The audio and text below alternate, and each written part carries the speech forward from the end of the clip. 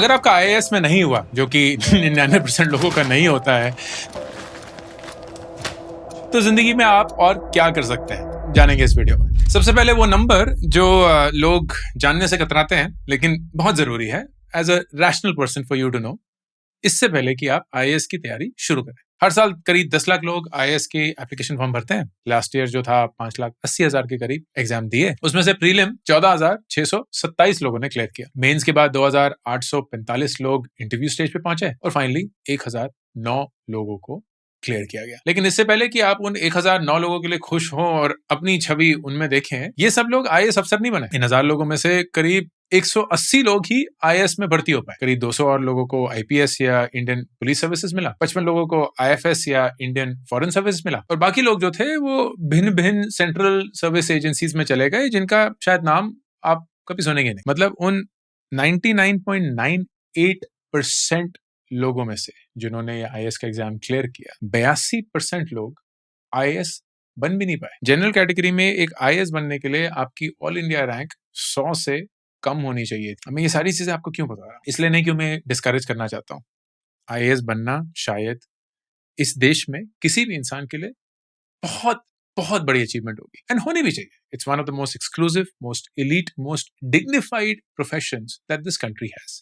सरकारें आती हैं जाती हैं, लेकिन आईएएस अफसर हमेशा रहते हैं, 30-40 सालों तक रहते हैं। लेकिन वही जो मोहमाया है ना, 30-40 सालों का औहदा, वो जिंदगी में एक तरीके की तरक्की, समाज में इज्जत, पैसा तो ऑफ कोर्स है ही, power, that is what consumes people. और वो ये रियलिटी देखने से मना कर देते हैं कि 99.98% तो रैंक भी नहीं ला पाएंगे, और अगर आ भी गई तो 82% आईएएस भी नहीं बन पाएंगे।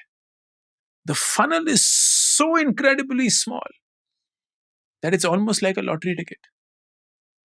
अब एक लॉटरी टिकट आप कितनी बार लेंगे, और अपनी पूरी जिंदगी और पूरी आमदनी कितनी बार उसके ऊपर न्यौछावर करेंगे? 1 साल, 2 साल, जब वो 3, 4, 5, 6 साल होने लगता है ना दोस्तों, तब मुझे पर्सनली ऐसा लगता है कि this has now become just wishful thinking, कि कहीं आपके ऊपर किसी ने जादू टोना कर दिया है, and you have been consumed believing कि ये अटेम्प्ट जब तक मेरे लास्ट अटेम्प्ट खत्म नहीं होंगे तब तक मैं देता रहूंगा, because that's the only way I will make it in life. But that's not something which is true, not something that needs to be true for your life. तो ऑप्शंस क्या है?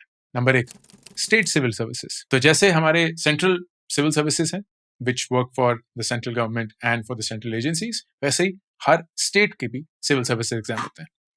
I'm not saying that वो आसान है, but that's also an option as you prepare for the IAS. आप state exam clear करते हैं, आप एक डेप्यूटी कलेक्टर बनते हैं, उसके बाद एक एसडीएम, उसके बाद एक DSP. Starting salary of a DC और deputy collector is exactly the same as an IAS officer at 56,100 gross pay. अब यहाँ एक नुआंस है जो शायद आपको नहीं पता होगा। 33% of all IAS post are actually promotions from state posts. बाकी के 67% are direct recruits through the IAS exam. तो ऐसा हो सकता है कि एक स्टेट का पीसीएस ऑफिसर एक आईएएस बन जाए through their promotion as against clearing it through UPSC. हाँ, of course ये promotion 15-20 साल ले लेगी, but it's not a bad option.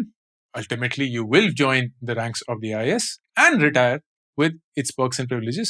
Not to mention वो समाज में औहदा और वो पावर जो आपको मनमोहित कर चुकी थी। Second option, RBI grade B. Surprisingly ये वो ऑप्शन है जो यूपीएससी से भी ज्यादा पे करता है। रिजर्व बैंक ऑफ इंडिया जब ऑफिसर्स रिक्रूट करते हैं, they do it through an exam called the RBI grade B exam. आपको एक ग्रेजुएट डिग्री चाहिए होगी, 60% मिनिमम मार्क्स होने चाहिए, 21 to 30 years of age होनी चाहिए। एग्जाम के 3 फेज होते हैं, आप क्लियर करिए and you join the RBI. Basic pay यहाँ 78,450 rupees है, much higher than the 56,100 that you get as an IAS या a state civil services officer. The gross pay will come to about 1,54,000 rupees. Net in hand will be around 1,23,000. हाँ, एक district magistrate का सपना आप छोड़ देते हैं, लेकिन इस देश की सबसे important banking institution का भाग बनते हैं, which gives you an insanely different career trajectory than what you would have got, and in no way any lesser. तीसरा ऑप्शन, जिन लोगों को नंबर्स बहुत पसंद है, they could then go for SEBI, NABARD या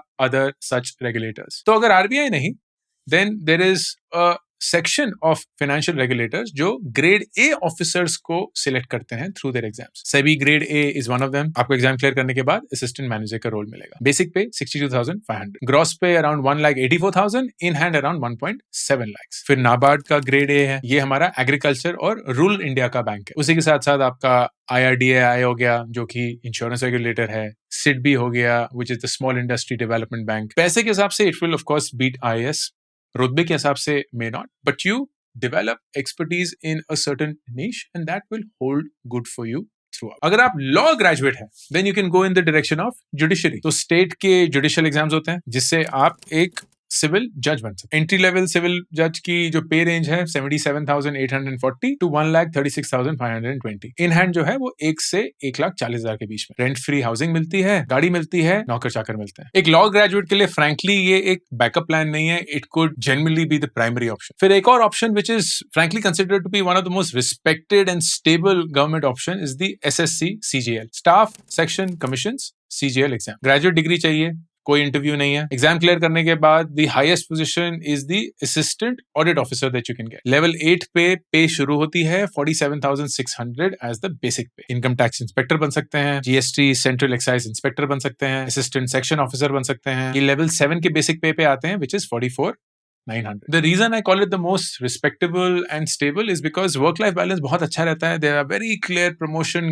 tracks and at the end of it, जैसे अगर आप इनकम टैक्स इंस्पेक्टर से शुरू हुए थे, you can become an ITO और income tax officer which is a really powerful post in the Indian system. वो लोग जिनको वर्दी का शौक है they can consider these options. CAPF and IFOS. CAPF is the central arm police forces. आपका BSF हो गया, CRPF हो गया, CISF हो गया, ITBP हो गया और SSB हो. ग्रेजुएट लेवल 20 से 25 साल की उम्र आप क्लियर करेंगे. लेवल 10 से शुरू करेंगे, द सेम 56,100 बेसिक पे. दूसरा IFOS which is the Indian forest service. इसके प्रीलिम्स जो है वो सिविल सर्विसेज UPSC के साथ होते हैं कंबाइंड, लेकिन रिक्रूटमेंट अलग से होती है. आप assistant conservator of forest join करते हैं, वही लेवल 10 का पे 56,100, लेकिन इसके लिए एक साइंस या इंजीनियरिंग का बैकग्राउंड चाहिए. अब जिन लोगों को जंगल, वाइल्ड लाइफ इससे बहुत प्यार है, this can be a fantastic profession, right? Imagine करिए कि आप इस देश के प्रोटेक्टेड नेशनल रिजर्व्स के गार्जियन हैं, प्रोटेक्टर हैं, and that's the life you lead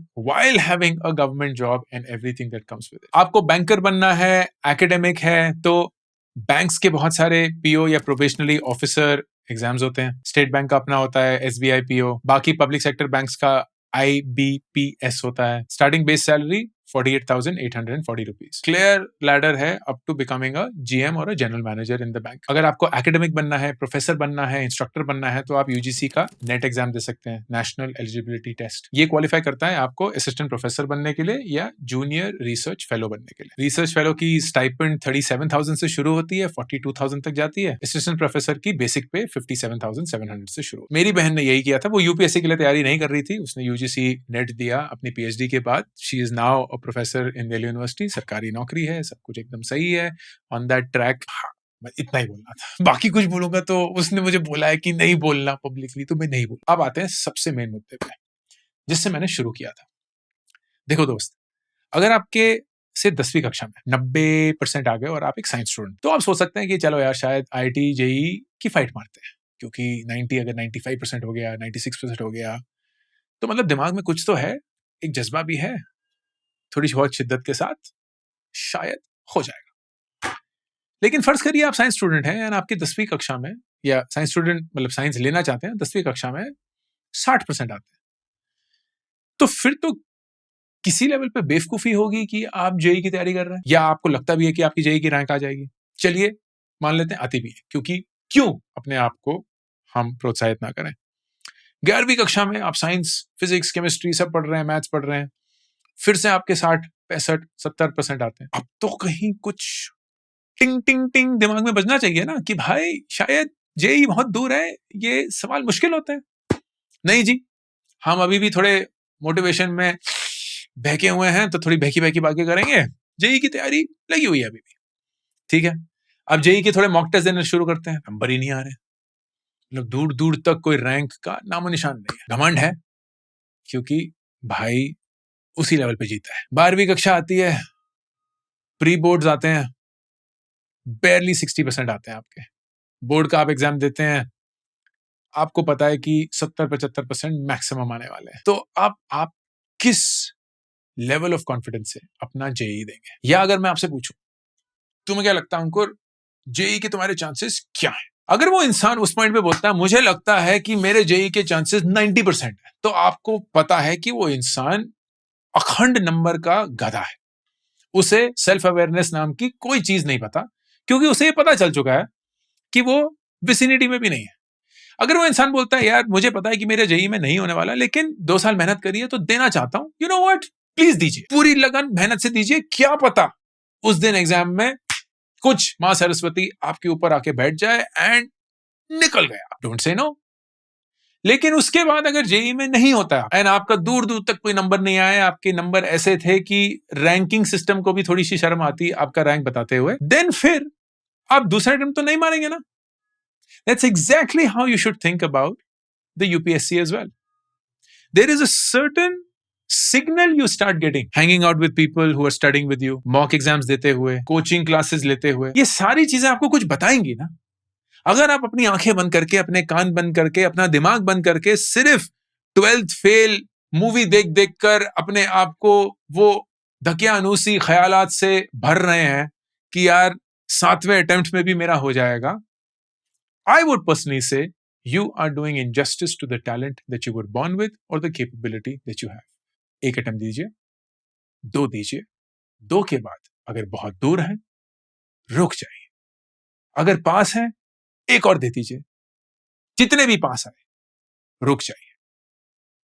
क्योंकि अगर आपने ये नहीं किया ना, तो वो जो सारे लाखों लोगों की कहानी होती है जो 27 साल तक अटेम्प्ट पे अटेम्प्ट देते रहते हैं, जिंदगी में एक जगह भी नौकरी नहीं करी है, पैसा खुद का नहीं कमाया, माँ बाप के पैसे पे निर्भर हैं, लाखों रुपए खर्च हो चुके हैं, वक्त जा चुका है और 27 साल पे फिर लास्ट अटेम्प्ट पे भी क्लियर नहीं हुआ, उस समय पे जिंदगी शुरू करना ना बहुत मुश्किल होता है दोस्त। ना आपके पास वर्क एक्सपीरियंस है, ना आपके पास कॉन्फिडेंस है, ना आपके पास नेटवर्क है, ना आपके पास कुछ भी एक्सपोजर है of what's happened in the real world. It is worse than being unemployed, because you are not just unemployed, you are unemployable. ये नहीं है कि नौकरी चाहते हुए आपको नौकरी मिल जाएगी और नौकरियां नहीं है इसलिए आपको नौकरी नहीं मिल रही। आप नौकरी चाहते हुए भी नौकरी नहीं पा सकते क्योंकि आपको कोई नौकरी देगा ही नहीं। And that's the reality I want you to start with. तो अगर एक सरकारी नौकरी का भूत उतार कर 1-2 साल प्रॉपर अच्छी लगन से अटेम्प्ट मारकर आपको ये पता चलता है कि ये आपके बस की बात नहीं है, you either get out of it and start your life और you get sucked into it and then struggle your entire life. अब व्हेन यू गेट आउट, जरूरी नहीं है कि एक और सरकारी नौकरी आपका गोल होना चाहिए। Of course I give you options, वो इसलिए क्योंकि नौकरी वाले सरकारी नौकरी के आसपास ही घूमते हैं।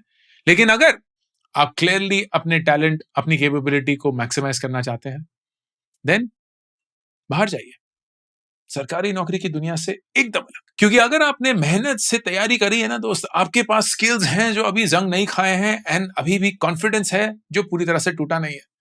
You understand how to read, you understand how to be disciplined, you understand structured writing, you have invested in your communication, ये सारी चीजें बहुमूल्य हैं। ये आपको genuinely एक अच्छी नौकरी, एक अच्छे करियर में स्टार्ट करवा सकती है, provided you take the decision at the right time. Find a job and get financially stable. वो स्थिरता आपकी जिंदगी में एक अलग कॉन्फिडेंस लाएगी, ऐसा कॉन्फिडेंस जो आपने जिंदगी में पहले नहीं देखा है, क्योंकि अभी तक आप अपने माँ बाप के पैसे पे निर्भर थे, आपको पता भी नहीं था कि खुद के पैरों पे खड़े होना क्या होता है। You're earning money for the first time. You're investing money. You're spending it on your rent. You're spending it on your food. आप खुद का रिचार्ज करवा पा रहे हैं, आप खुद के ट्रैवल पे खर्च कर रहे हैं, आप खुद अपनी जिंदगी जी रहे हैं खुद के पैसे से। That is what you want from your life. एक बार वो शुरू होगा, then invest with the same rigor. जिस शिद्दत से आप यूपीएससी क्लियर करना चाहते थे, उसी शिद्दत से आप अपनी इनकम ग्रो करने हैं। आप फोकस करेंगे कि आप रेलेवेंट मार्केट स्किल्स एक्वायर करें, उतनी मेहनत से काम करें जितनी मेहनत से उस एग्जाम की तैयारी कर रहे हैं, ताकि आप किसी को भी ये दिखा पाएं कि क्या हुआ अगर मेरी सरकारी नौकरी नहीं लगी। इसका मतलब ये नहीं है कि मैं एक लूजर हूं। इस देश की मैं सेवा करना चाहता था, खुद के लिए एक जिंदगी बनाना चाहता था, लेकिन खुद की जिंदगी तो मैं अभी भी बना सकता हूं। देश की सेवा अगर डायरेक्टली नहीं तो इनडायरेक्टली तो करूंगा ही। ये अंकुर वारिको का ऑफिशियल करियर्स यूट्यूब चैनल। मैं हूं अंकुर वारिको, साइनिंग ऑफ। वेबवेदा अब एक कोर्सेज प्लेटफॉर्म से एक ग्रोथ प्लेटफॉर्म बन चुका है, जहां आपको ना सिर्फ मिलेंगे कोर्सेज बट एक कम्युनिटी भी और personalised jobs according to your skills. And courses भी सबके सब सिर्फ एक दाम पे। At a subscription amount of only 1,999 rupees per year, you get access to all courses अभी के और जो आने वाले हैं, to an entire exclusive community of members only and personalized jobs जो आपके resume, आपके skills के आधार पे हैं। Join the Webveda subscription and make the smartest investment for your career.